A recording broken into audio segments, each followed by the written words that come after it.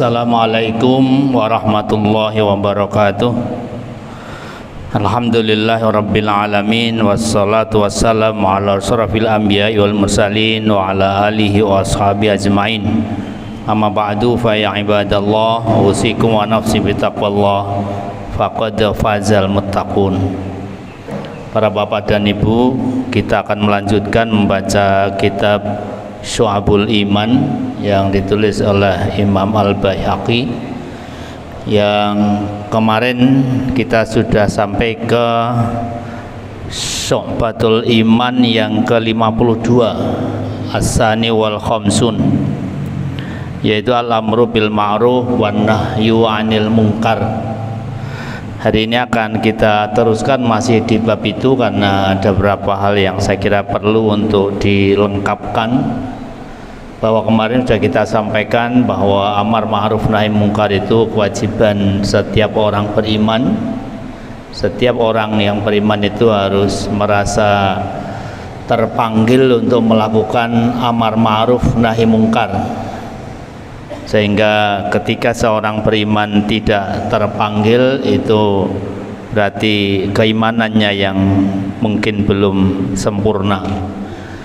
Ayat yang mari kita baca adalah salah satu firman Allah di surat Ali Imran ayat 104. Nanti bisa juga dibaca ayat yang lain masih di surat yang sama, yaitu Ali Imran 110. Di sana secara singkat kami jelaskan bahwa ketika umat Muhammad atau kita semuanya ingin menjadi khairu ummah di tengah-tengah masyarakat lainnya, maka diantara syarat yang harus dipenuhi adalah ta'muruna bil ma'ruf wa tanhauna 'anil munkar wa tu'minuna billah. Akan menjadi umat terbaik ketika kita itu melakukan amar ma'ruf nahi munkar dan juga beriman pada Allah. Ada hadis yang saya kira sangat penting juga kita renungkan, hadis cukup panjang, yaitu hadis yang nantinya menegaskan bahwa ketika seorang beriman itu tidak terpanggil sama sekali untuk beramar ma'ruf nahi mungkar, maka kata Rasulullah, wa laisa wara'a dzalika minal iman habbatu khardalin. Jangan-jangan di hatinya itu tidak ada sedikit pun keimanan. Agak panjang hadisnya, saya ambil yang potongan terakhir saja. Rasulullah berkata, faman jahadahum biyadihi fahuwa mu'min, wa man jahadahum bilisanihi fahuwa mu'min, wa man jahadahum biqalbihi fahuwa mu'min, wa laisa wara'a dzalika minal iman habbatu khardalin. Barang siapa yang mau berjuang untuk melakukan amar ma'ruf nahi mungkar itu dengan yadihi, dengan tangannya, dengan kekuasaannya, dengan kekuatannya, mungkin kekuatan karena dia punya kekuasaan, kekuatan karena dia punya pengaruh, itu bahwa mukmin, dia beriman. Kemudian yang kedua, barang siapa yang tidak punya kekuasaan, tidak punya power, tapi punya lisan, wa man jahada bilisanihi fahuwa mu'min. Kalau dia tidak bisa dengan kuasaannya, tapi dengan lisannya dia merubah situasi yang mungkar menjadi yang baik dan kemudian beramar ma'ruf, fahuwa mu'min, dia masih beriman. Dan kemudian yang ketiga, faman jahada biqalbihi fahuwa mu'min. Kalau dengan kekuasaannya tidak, lisannya tidak, tapi bisanya dengan hati, amar ma'ruf nahi mungkar dengan hati, enggak suka ketika ada kemungkaran, tetapi suka ketika dilakukan suatu yang ma'ruf, maka fahuwa mu'min, dia masih iman. Tapi kalau dengan kekuasaannya tidak, lisannya tidak, hatinya juga tidak, maka tadi waro'a wa laisa waro'a dzalika minal iman min habbati khardalin. Jangan-jangan imannya sudah habis dari hatinya. Para bapak dan ibu mungkin sekarang berapa hari yang lalu melihat ada viral di media sosial tentang betapa peredaran, bukan peredaran ya, transaksi judi online secara nasional itu sampai 63.000 transaksi. Nah, dari 63.000 itu 7.000 diantaranya adalah transaksinya para bapak-bapak yang terhormat yang mewakili kita di Dewan Perwakilan Rakyat. Nah, ketika kita seorang yang beriman mestinya merasa risih dengan itu, merasa tidak nyaman dengan itu, dan kemudian kita merasa itu hal yang sangat-sangat harus kita benci, tidak kita suka. Tapi kalau kita biasa-biasa saja, bahwa Allah itu biasa, bahwa itu biar urusan mereka yang dosa, tidak tergerak hati kita sedikit pun untuk tidak menyukainya, maka berarti kita tidak jahada biqalbihi, kita tidak ada perjuangan untuk nahi mungkar dengan hati kita. Hati saja tidak, apalagi lisan kita, apalagi yad kita, tangan kita. Maka jangan-jangan ketika kita merasa nyaman-nyaman saja dengan kemungkaran yang terjadi itu, kita termasuk tadi walaisa waro azalika minal iman habbatu khadzalin. Iman kita sangat memprihatinkan ya.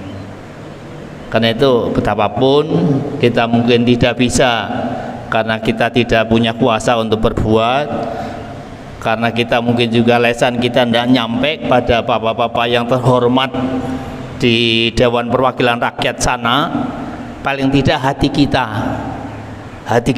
harus kita merasa tidak suka dengan kemungkaran-kemungkaran yang para bapak yang terhormat itu melakukannya. Dan tentu harus kita ada janji dalam hati kita, kapan kalau ada katakanlah pilihan lagi, maka jangan sampai kita memilih orang-orang walaupun secara sosial merasa terhormat tetapi melakukan kemungkaran yang seperti itu.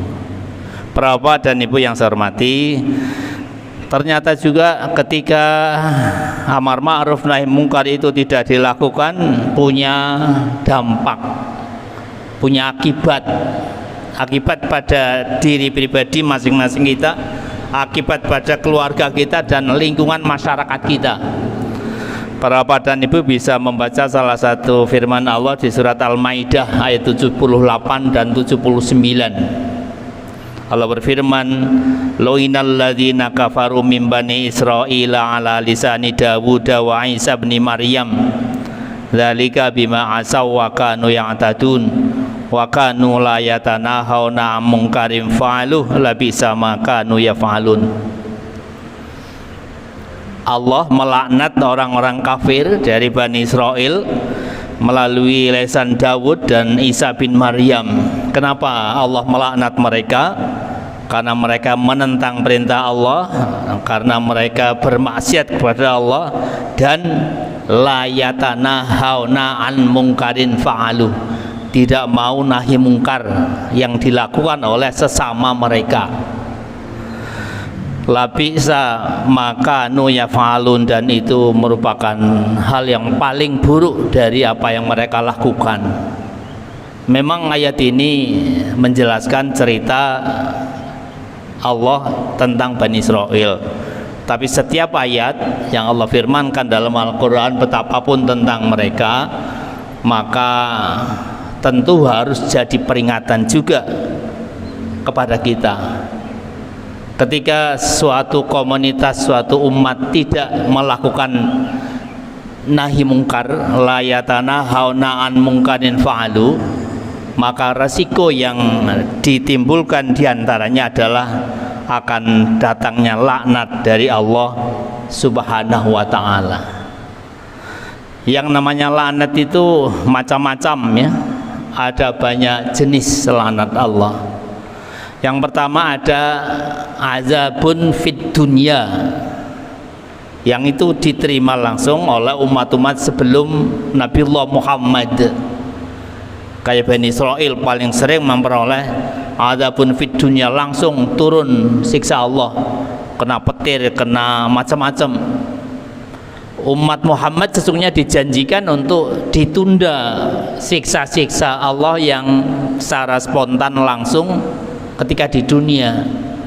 Tetapi ketika sudah sangat kebangetan, maka bisa jadi laknat Allah dalam bentuk azab di dunia juga Allah turunkan.